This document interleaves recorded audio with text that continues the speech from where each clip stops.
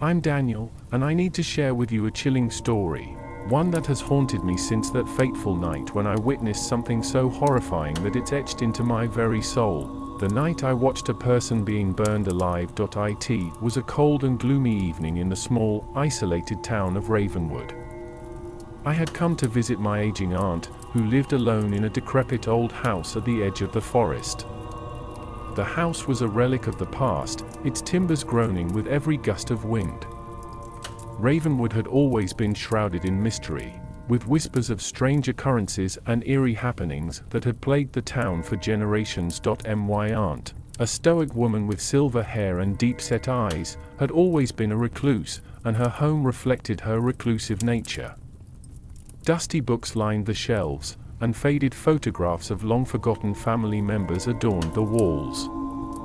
The air was heavy with the scent of ancient secrets. That evening, a dense fog enveloped the town, casting an eerie pallor over everything. My aunt seemed more distant than usual, her eyes locked on the window as if she expected something ominous to materialize from the mist. She urged me to stay indoors, warning me of the strange occurrences that plagued Ravenwood, but curiosity got the better of me, and I decided to take a walk through the dimly lit streets. I wandered deeper into the forest, guided only by the pale moonlight filtering through the dense canopy of trees.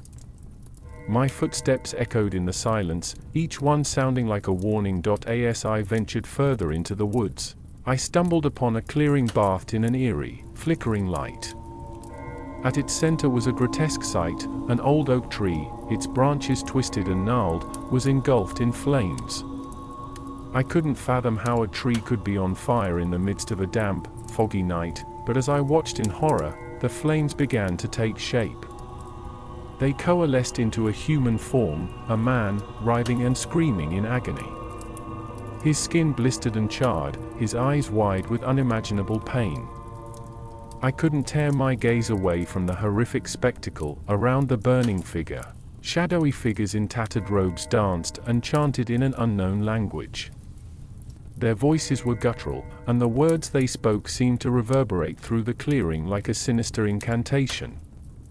I couldn't make out their faces, shrouded as they were in darkness and fog. I wanted to run, to flee from this nightmarish scene, but my legs felt like lead.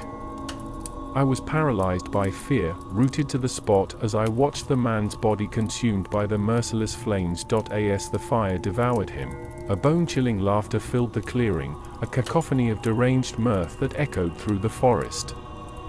The figures in the robes continued their sinister dance, their laughter mingling with the tormented screams of the burning man, and then, as suddenly as it had begun, the flames extinguished. The clearing was plunged into darkness, and the figures and the burning man were gone. It was as if the horrifying spectacle had never occurred. Terror surged through me, and I stumbled back through the forest, desperate to escape the horrors I had witnessed.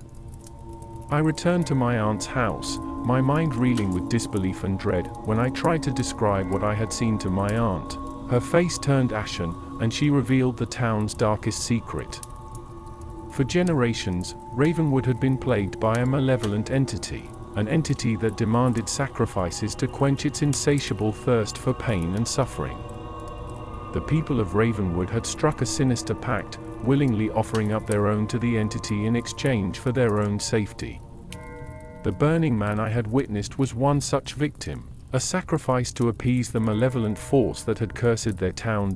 My aunt urged me to leave Ravenwood and never return, for the entity's thirst for suffering was unending, and anyone who dared to stay was destined to be consumed by its dark appetite. I heeded her warning and fled the town, haunted by the memory of that nightmarish spectacle in the clearing. To this day, I wonder about the burning man and the sinister figures in the robes, and I pray that I'll never again be drawn into the twisted web of Ravenwood's horrifying secret.